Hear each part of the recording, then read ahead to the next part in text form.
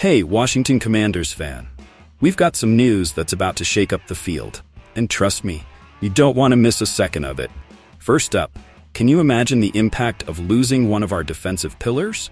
We're talking about a move that could send him straight to another AFC team. I'm not exaggerating when I say this could change the course of our season.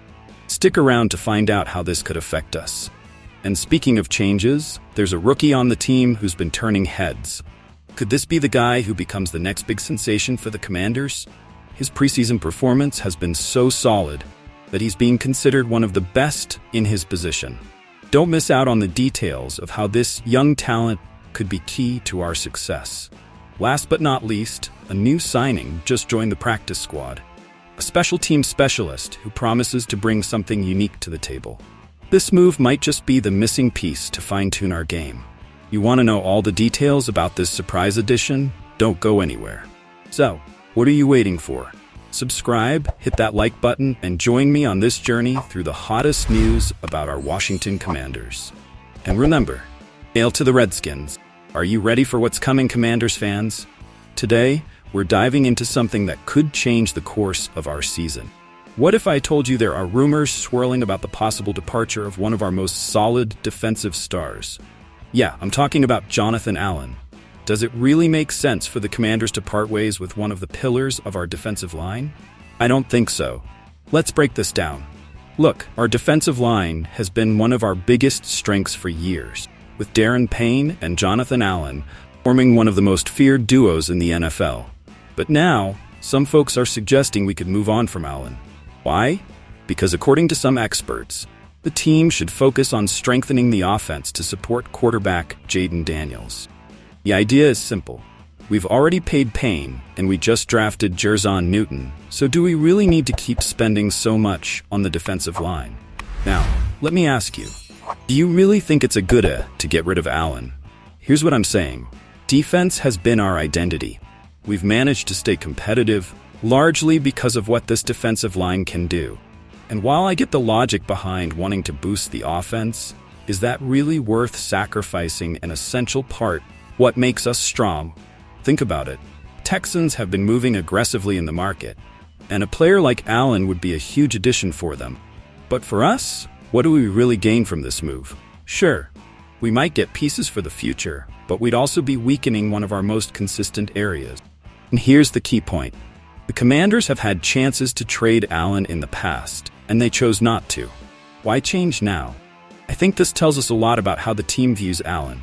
If they were truly willing to let him go, they would have done it by now. But he's still here, and that has to mean something. Now, don't get me wrong, I'm not saying we shouldn't consider offers. But trading Allen only makes sense if we're getting a return that really puts us in a better position long term. And frankly, I'm not convinced that's the case right now. So here's the question I have for you today. Do you think the Commanders should seriously consider trading Jonathan Allen? Or are we better off keeping him as the anchor of our defense? Let me know what you think in the comments. Are we ready to talk about this rookie who's got everyone buzzing? Because let me tell you, this could be the game changer that nobody saw coming for the Washington Commanders. Now listen up, because what I'm about to share might just be the key to this team finally finding its groove on offense. Look, we all know the big-name draft picks get all the attention. Who wasn't hyped when we drafted Jayden Daniels, the Heisman winner? But what about those later-round picks? Can those players really make a difference? I believe they can.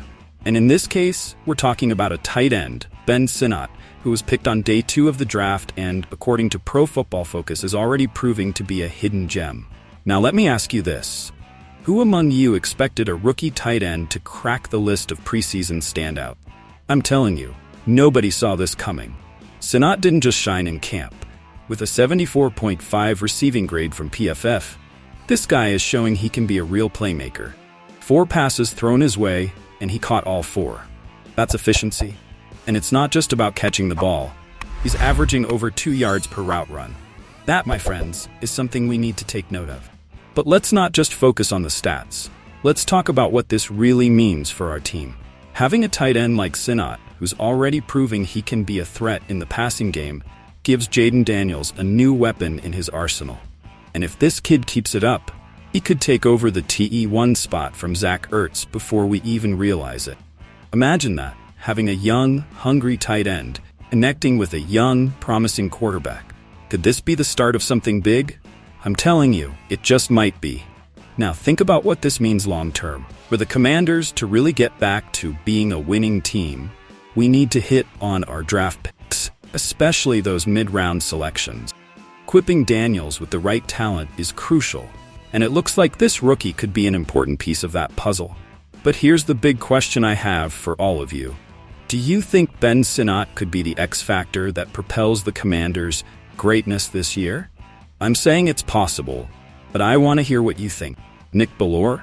A name that might not have been on many Commanders fans' radar until today. Let me tell you, this move carries more weight than you might think. Signing a 35-year-old veteran like Bellore to the practice squad might seem at first glance like a mere roster filler. But is that all it is? I don't think so. Now, let me ask you this. Why would a player with 2 Pro Bowl selections and over 200 games between the regular season and playoffs join a team just to be a filler on the practice squad? Think about it. The Commanders, under the guidance of a nuke like Dan Quinn, are in full-on rebuild mode. There's a lot of talk about the defense, but let's not forget about special teams. Last year, we were ranked 26th in special teams DVOA. 26th? That's simply unacceptable for a team that wants to compete seriously in the NFC East. Now, we bring in a guy like Bellore, who not only has experience, but is a master in special teams.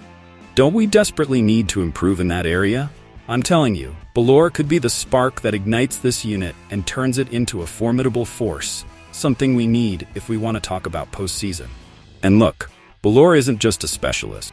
He has a history as a linebacker and even played fullback, giving us versatility. Sure, he won't be leading the defense or carrying the ball, but his presence in the locker room, his knowledge, and especially his ability to do the dirty work on special teams, that's priceless. I ask you, isn't this exactly what we need in a team that's been struggling for identity and consistency? A veteran who knows his role, understands what it means to win, and isn't afraid to get his hands dirty so others can shine. Let's be clear. Commanders have room under the salary cap, about $27 million. Signing Bellore doesn't impact our flexibility to make other moves. This, my friends, is what you call a smart play. Quinn and the coaching staff are looking for ways to improve every aspect of the team, and Bellore is a key piece in that puzzle. So after all this, I'll leave you with a question. Do you think this move, this addition to special teams, will be enough to give the Commanders the boost they need for the 2024 season? Because I'm telling you, if Bellore can replicate what he's done in his previous years, especially in Seattle, we might be witnessing the start of something big here in Washington. What do you think? Now that we've analyzed these key moves, I want to hear what you think. Should the Commanders seriously consider trading Jonathan Allen, or is it better to keep him as the anchor of our defense? Do you believe Ben Sinot has what it takes to be the X factor that propels the Commanders to greatness this year? And speaking of reinforcements, do you think the addition of Nick Bellore to special teams will be enough to give us the push we need in 2024? Drop your thoughts in the comments. I want to read your opinions and discuss these possibilities with you. Don't forget to subscribe to the channel to stay updated with all the news and analysis on our Commanders. This isn't just a channel, it's a community. It's a family that lives and breathes Washington football. Join us and be part of this family. And remember, hail to the Redskins.